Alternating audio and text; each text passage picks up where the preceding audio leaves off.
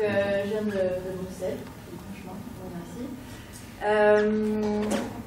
Bon, vous êtes des spécialistes, donc qui est-ce qui parmi vous connaît ou a fait même l'ACV du secteur textile? Vous savez, hein, vous connaissez les résultats? C'est génial. Bah, tout dépend, mais en fonction des industriels. Un bel t-shirt de chez H&M. On a travaillé avec Afichic. Je viens de la région de Pas-de-Calais, en fait, et on a travaillé aussi avec le relais. Ça c'est intéressant. Des exemples assez intéressants. Donc vous savez que le secteur textile, c'est quand même une sacrée crasse. C'est très... Je vais dire des gros mots, hein, mais c'est parce que le secteur textile, c'est comme ça. C'est très opaque, c'est très dur de remonter les filières. Pour ceux qui ont fait la CV, moi aussi j'ai fait un ACV en même temps où j'étais consultante. Un ACV textile est très compliqué d'aller voir ce qui se passe avant le grossiste. On est bloqué très vite. Hein. Donc le textile, on ne sait pas trop d'où il vient, qui c'est qui fabrique, on ne sait pas trop, c'est des sous-traitants de sous-traitants. H&M qui s'insurge parce que, soi-disant, il y a des Syriens qui fabriquent pour eux, comme par hasard, ils ne le savaient pas, si on paye 50 centimes un t-shirt, c'est un petit peu normal. Donc en fait, il y a un très gros problème. Je peux le faire. Un très gros problème dans le textile, et c'est même le second secteur le plus dangereux, après les secteurs des hydrocarbures, au monde. Donc c'est quand même un gros problème.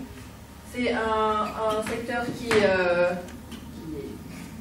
détruit des vies humaines, beaucoup, sur toute la planète, en Inde, en Chine, en Bangladesh, en Afrique, qui a détruit des emplois ici localement, qui a des gros impacts environnementaux. Donc l'idée c'est on fabrique mieux, il y en a beaucoup qui font ça, qui fabriquent mieux, qui relocalisent, qui utilisent des tissus plus durables, parce que le coton, vous savez, c'est vraiment pas durable. Pour l'instant, c'est des solutions de transition, mais qui utilisent d'autres tissus, notamment j'ai rencontré récemment une Italienne qui fait du textile à partir de zeste de citron et d'orange. Donc c'est vraiment très chouette. Un tissu aussi à partir de petits laits, un tissu à partir d'écorce d'ananas. Donc il y a plein d'innovations, mais ça coûte cher. Donc je vais quand même le faire parce que ça coûte assez cher, il faut payer des designers au juste prix. Parce qu'ils doivent vivre. Parce que voilà, il faut payer du tissu, comme je disais, qui est innovant, également parce que ça coûte cher à produire et ça fait des vêtements chers. Qui disait qu'il a déjà acheté un vêtement à plus de 250 €. Je pense qu'il y en a un parmi les filles. Mais c'est pas souvent. C'est pas souvent, hein. Et c'est encore moins souvent qu'on ferait ça pour un enfant. Et en produire localement également, ça coûte cher, hein, vous savez.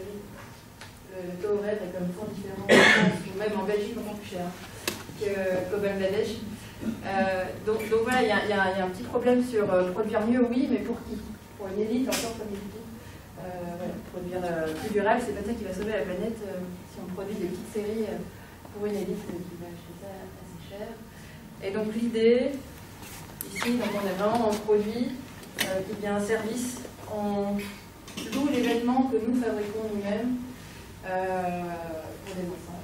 Donc dans ce cycle vertueux dont je vais vous parler, on les loue, c'est-à-dire qu'on réutilise. Donc c'est très simple comme business model, très simple à exprimer, mais très compliqué à mettre en place. On réutilise des vêtements pour plusieurs enfants, donc on partage le coût entre plusieurs parents, et donc ça fait des vêtements plus H&M pour des vêtements qui ne se seraient jamais achetés. Donc on est vraiment dans la fonction du vêtement, et on a le son de les questions sur qu'est-ce qui se passe s'il y a une tâche. C'est qui allait me la poser. Qu'est-ce qui se passe s'il y a une tâche? En fait, quand on a internalisé la conception, on a 2 couturières chez nous, on a du tissu de très haute qualité, on a un petit peu oublié que le tissu de qualité dure longtemps. H&M a écrasé le marché. Tout le monde est allé chez H&M ici, moi compris. C'est une facilité pas possible. Ils ont une nouvelle collection par semaine, c'est génial. On peut s'acheter des trucs, des idées. Chez H&M, ils ont écrasé le marché et donc ils ont écrasé le tissu de qualité. Donc si on a un tissu de qualité, on peut réparer, on peut remettre à neuf, et c'est là où intervient aussi l'éco-conception. Si on remonte un petit peu la chaîne, au niveau de la designeuse qui, elle, conçoit en amont un vêtement qui va être réparable. Et nous, on utilise très fort les big data pour savoir comment est-ce que nos vêtements reviennent et où est-ce qu'ils sont tachés et comment est-ce qu'on peut améliorer en continu ce cycle vertueux du vêtement et de la conception du vêtement. Et donc là, je vous parle de réparabilité et eau magique, économie circulaire en plus. Voilà, rien ne se perd, rien ne se fait, tout se transforme évidemment. Mais vraiment dans ce modèle-là du textile qui est quand même hyper malléable, on peut en faire beaucoup de choses. Donc nous, pour l'instant, on est assez jeunes, on a 1 an et demi d'expérience. On n'a pas encore de vêtements qu'on doit recycler, mais c'est des partenariats qui sont en cours, notamment aux Pays-Bas, très fort pour le recyclage du textile. Voilà, l'idée c'est de jamais faire aucun déchet. Et ça c'est possible parce qu'on possède notre produit de très haute qualité, plusieurs personnes qui l'utilisent, on le répare et on refait des nouveaux vêtements. C'est vraiment le cercle vertueux dont on parlait tout à l'heure. Voilà, donc je vous invite à aller voir fémini.be, fémini.fr aussi. On livre en France. Voilà, fémini.fr pour m'adapter. Voilà, donc n'hésitez pas à aller faire un petit tour. Simplement, vos clients aujourd'hui, après 1 an et demi d'expérience, quel profil de la clientèle? Est-ce que ces profils vous surprennent? Alors oui, on pensait que ça allait être les écolos. Pas du tout. C'est pas du tout les écolos. Ce sont des profils de gens qui réfléchissent et qui se disent mais pourquoi est-ce que j'ai déjà... Oui, non, ça existe, il y a des gens qui ne réfléchissent pas.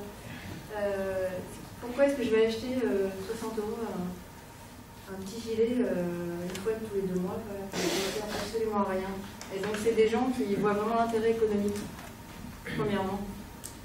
Et ça c'est vraiment très intéressant d'analyser ça. C'est pas du tout des gens qui ont une conscience environnementale à la base. On en a évidemment, mais c'est pas la majorité. Donc ça montre le potentiel de ce genre de modèle, qui n'est pas présent pour des gens convaincus par toute la théorie et par le fait de faire zéro déchet. C'est des gens qui ont un besoin et on répond à un besoin. Et donc c'est pour ça que je trouve que c'est un modèle économique qui a vraiment un grand avenir.